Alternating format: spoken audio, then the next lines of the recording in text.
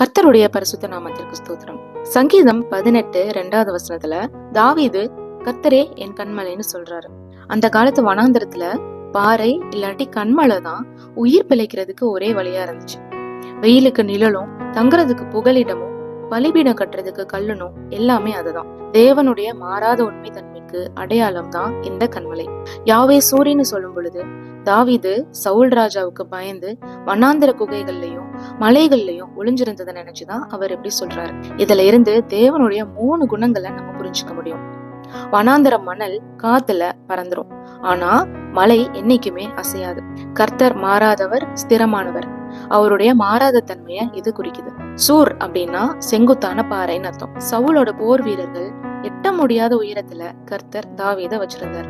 இது பாதுகாப்பை குறிக்கும். சுட்டெரிக்கிற வனாந்திர வெயில்ல ஒரு பெரிய கண்மலையோட நிழல் தான் ஜீவனை காக்கும். இது இலைப்பாறுதலை குறிக்குது. உயிருக்கு பயந்து ஓடிட்டு இருந்தப்பவும் தாவீது குகைகளை நம்பாம குகையை உருவாக்கின கர்த்தரை நம்பினார். யாவே சூரி நம்மள எதிரிகளிடமிருந்து மீட்டு ஆபத்து காலத்துல அசையாத புகலிடமா நிற்கிறாரு. கர்த்தரை போல பரிசுத்தமுள்ளவர் இல்லை, எங்கள் தேவனை போல ஒரு கண்மலையும் இல்லை. ஆமேன்.